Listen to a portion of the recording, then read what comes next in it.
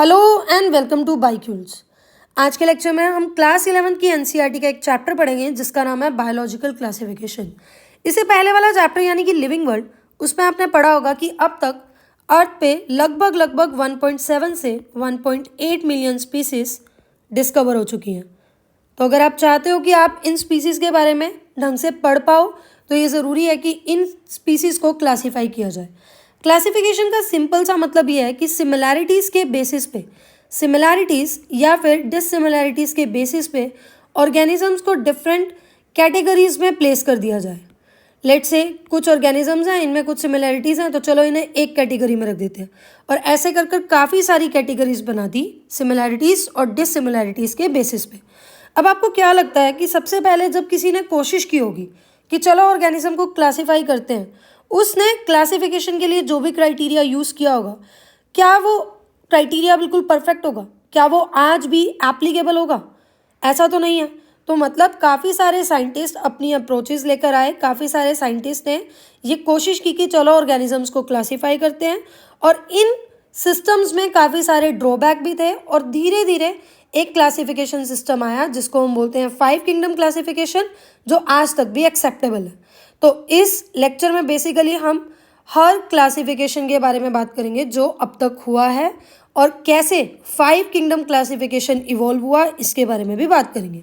तो सबसे पहले जब भी किसी ने अटैम्प्ट किया ऑर्गेनिज्म को क्लासीफाई करने के लिए, तो पहला जो सबसे अर्लीस्ट अटैम्प्ट था वो बड़ा ही नॉन साइंटिफिक था, मतलब उसमें कोई भी साइंटिफिक रीजनिंग नहीं थी। इन्होंने ऑर्गेनिजम्स को अपने कन्वीनियंस के हिसाब से क्लासीफाई करने की कोशिश की, ऑर्गेनिजम्स के यूज़ के बेसिस पे ऑर्गेनिजम्स को क्लासीफाई करने की कोशिश की। जैसे कि कुछ ऑर्गेनिजम्स जिनको अगर हम कंज्यूम कर सकते हैं, खा सकते हैं, तो इनको फूड की कैटेगरी में रख दिया। कुछ ऐसे ऑर्गेनिजम्स जिनसे हमें फाइबर या क्लोथिंग के सोर्स मिल रहे हैं, तो इनको क्लोथ की कैटेगरी में रख दिया। कुछ स्पीसीज जिनसे हमें वुड, टिम्बर, ऐसा कुछ भी सामान मिल रहा है जिसको हम कंस्ट्रक्शन के लिए यूज़ कर सकते हैं, तो ऐसी स्पीसीज को शेल्टर की कैटेगरी में रख दिया। फिर फादर ऑफ बायोलॉजी यानी कि एरिस्टोटल ने सबसे पहले एक साइंटिफिक अप्रोच दी ऑर्गेनिजम्स को क्लासीफाई करने की। कैसे? इन्होंने सिंपल मॉर्फोलॉजिकल कैरेक्टर्स यानी ऑर्गेनिजम्स के एक्सटर्नल अपीयरेंस को देखा और ये कोशिश की और कि ऑर्गेनिजम्स को क्लासीफाई किया जाए। जैसे कि 2 कैटेगरीज में डिवाइड किए गए, प्लांट और एनिमल।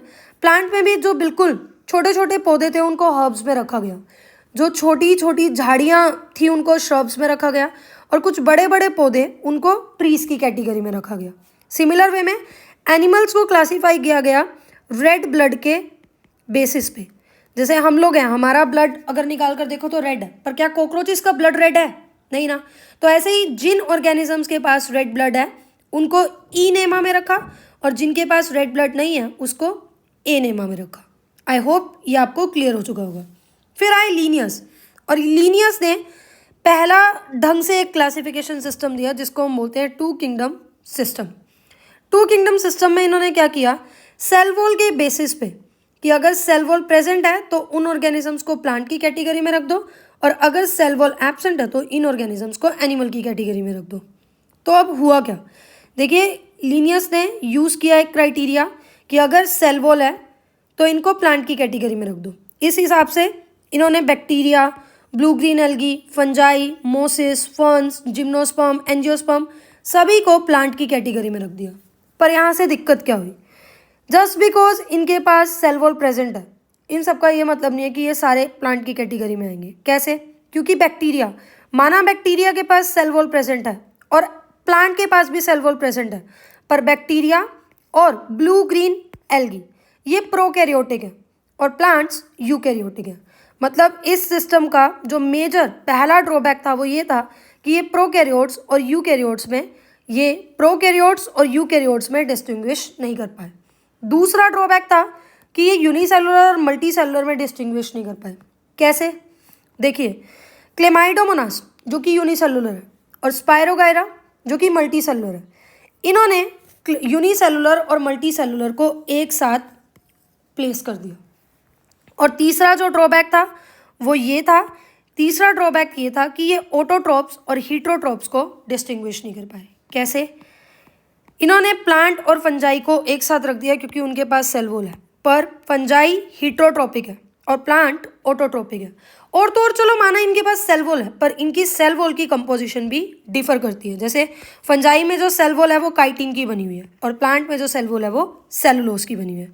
तो ये कुछ मेजर प्रॉब्लम्स थी लीनियस की क्लासिफिकेशन सिस्टम की, या आप ये कह सकते हो कि ये कुछ मेजर इश्यूज थे अर्लियर क्लासिफिकेशन सिस्टम्स के, यानी 5 किंगडम सिस्टम से पहले जो क्लासिफिकेशन सिस्टम आए थे ये उनके मेजर ड्रॉबैक थे। अब देखो जैसे ये 2 किंगडम क्लासिफिकेशन सिस्टम है, ऐसे ही 3 किंगडम क्लासिफिकेशन सिस्टम भी है जो कि हैकल ने दिया। हैकल ने क्या किया, प्लांट और एनिमल के साथ एक और ग्रुप बना दिया, एक और किंगडम बना दिया जिसे हम बोलते हैं प्रोटिस्टा। और प्रोटिस्टा में इन्होंने ऐसे ऑर्गेनिजम्स रखे जो कि यूकैरियोट हैं, पर यूकैरियोट होने के साथ साथ ये यूनिसेलुलर है, यानी यूकैरियोट यूनिसेलुलर यूकैरियोटिक ऑर्गेनिजम्स को इन्होंने प्रोटिस्टा में रख दिया।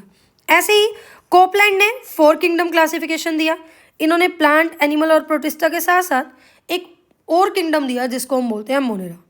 फिर आया अब तक का सबसे वाइडली एक्सेप्टेबल सिस्टम, यानी कि जो R.H. विटेकर ने 1969 में दिया, 5 kingdom system of classification. Whittaker साहब ने क्या क्राइटेरिया यूज़ किया ऑर्गेनिजम्स को क्लासीफाई करने के लिए, तो इन्होंने लगभग 5 क्राइटेरिया यूज़ किए। पहला था सेल स्ट्रक्चर, कि क्या ऑर्गेनिज्म प्रोकैरियोट है या क्या यूकैरियोट है। फिर बॉडी ऑर्गेनाइजेशन, बॉडी ऑर्गेनाइजेशन मतलब सेलुलर है, टिश्यू है, ऑर्गन लेवल है, कैसी ऑर्गेनाइजेशन है। तीसरा मोड ऑफ न्यूट्रिशन, ऑटोट्रोप है या हीट्रोट्रोप है। फिर रिप्रोडक्शन का मोड, और उसके अलावा यहाँ पर इन्होंने फाइलोजेनेटिक रिलेशन यानी इवोल्यूशनरी एस्पेक्ट को भी कंसिडरेशन दी। तो चलिए 5 किंगडम सिस्टम को पढ़ते हैं। 5 किंगडम कौन से हैं? मोनेरा, प्रोटिस्टा, फंजाई, प्लांटे और एनिमेलिया। पहला क्राइटेरिया लेते हैं सेल टाइप। तो आप मोटे मोटे तौर पर ये याद रखो कि सिर्फ मोनेरा प्रोकैरियोटिक है और बाकी सब यूकैरियोटिक है। क्या बोला मैंने? सिर्फ मोनेरा प्रोकैरियोटिक है और बाकी सब यूकैरियोटिक है। अब थर्ड पॉइंट देखो, न्यूक्लियर मेम्ब्रेन।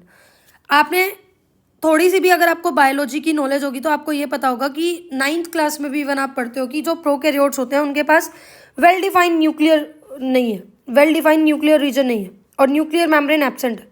तो मोनेरा जो कि प्रोकैरियोट है, इनमें न्यूक्लियर मेम्ब्रेन एब्सेंट होगी। बाकी सारे यूकैरियोटिक ऑर्गेनिज्म में न्यूक्लियर मेम्ब्रेन प्रेजेंट होगी। फिर जो अगला क्राइटेरिया था वो था सेल वॉल।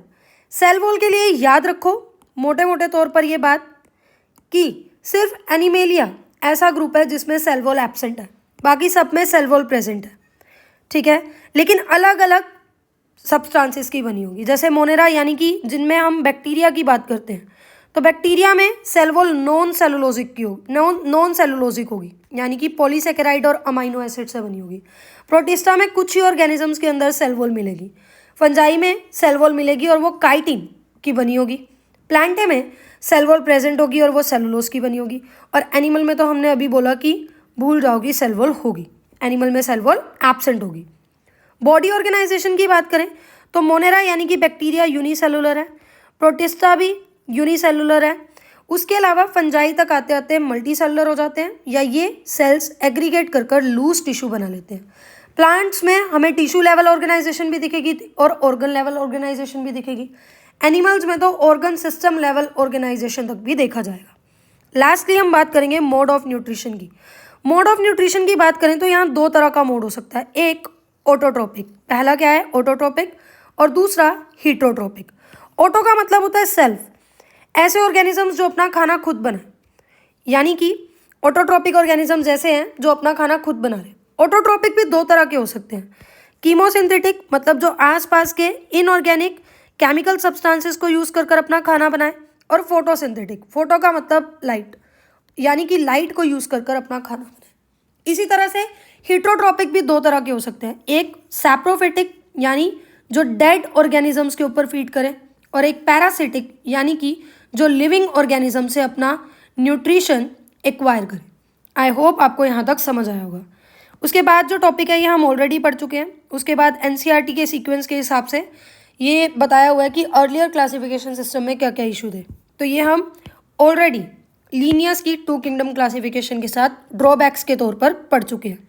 अब ये जो हमने ड्रॉबैक्स पढ़े कि इन्होंने यूकैरियोट और प्रोकैरियोट को डिफ्रेंशिएट नहीं किया, यूनिसेलुलर और मल्टीसेलुलर को डिफ्रेंशिएट नहीं किया, हीटरोट्रोपिक और ऑटोट्रोपिक को डिफ्रेंशिएट नहीं किया, तो इनका सॉल्यूशन कैसे निकाला गया? जब इन करेक्टर्स को कंसीडर किया गया तो ये कहा गया कि सबसे पहले तो फंजाई, जो कि ना तो प्लांट से मेल खा रही है ना ही एनिमल से, इसका तो बिल्कुल अलग ही किंगडम बना दो क्योंकि ये अपने आप में बहुत यूनिक है।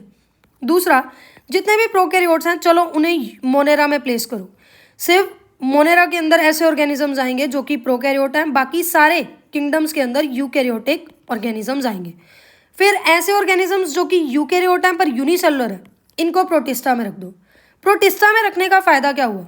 कुछ ऑर्गेनिजम्स जैसे कि क्लेमाइडोमोनास और क्लोरेला, क्लेमाइडोमोनास और क्लोरेला को पहले प्लांट्स के अंदर एल्गी में प्लेस किया गया। क्यों? क्योंकि सिर्फ और सिर्फ इस कंडीशन में कि इनके पास सेल वॉल है। इसी तरह से पैरामीशियम और अमीबा को एनिमल किंगडम में प्लेस किया गया सिर्फ इस और इस बेसिस पे कि इनके पास सेल वॉल नहीं है। पर जब हमने प्रोटिस्टा बनाया तो क्लेमाइडोमोनास, क्लोरेला, पैरामीशियम और अमीबा को, इन चारों को हमने प्रोटिस्टा के अंदर शामिल कर दिया। फायदे क्या हैं 5 किंगडम क्लासिफिकेशन के? पहली बात तो ये फाइलोजेनेटिक रिलेशनशिप्स को भी कंसीडर कर रहा है, यानी कि ये इवोल्यूशनरी एस्पेक्ट्स को लेकर चल रहा है। दूसरा, सभी प्रोकैरियोट्स को एक अलग किंगडम मिल गया, अलग जगह मिल गई, यानी कि मोनेरा बना दिया गया। जितनी भी फंजाई हैं इनके लिए एक सेपरेट किंगडम यानी कि किंगडम फंजाई बना दिया गया। फिर आते हैं 3 डोमेन सिस्टम यानी 6 किंगडम क्लासिफिकेशन में, जो कि कार्ल वूस ने दिया था। कार्ल वूस ने क्या किया? ऑर्गेनिजम्स को 3 डोमेन में डिवाइड कर दिया, जिसमें से इन्होंने बेसिकली ये किया था कि जो मोनेरा हैं यानी कि प्रोकैरियोट हैं, इनको 2 डोमेन में डिवाइड कर दिया। एक आर्के, जिनमें आर्के बैक्टीरिया यानी कि प्रिमिटिव बैक्टीरिया आ जाएंगे, और एक यू बैक्टीरिया यानी जिनमें ट्रू बैक्टीरिया आ जाएंगे। और तीसरे डोमेन यानी यूकैरिया में इन्होंने सभी यूकैरियोटिक ऑर्गेनिजम्स को प्लेस कर दिया, जैसे कि प्रोटिस्टा, फंजाई, प्लांट और Animalia. So this was all about classification, कि कैसे क्लासिफिकेशन की गई, कैसे अटेम्प्ट्स मतलब ट्राई किया गया ऑर्गेनिजम्स को क्लासीफाई करने का। और RH विटेकर की क्लासिफिकेशन भी हमने पढ़ी। नेक्स्ट लेक्चर में हम बात करेंगे किंगडम मोनेरा के बारे में। तो अगर आपको लेक्चर पसंद आया हो तो please do like, subscribe and share. Thank you so much.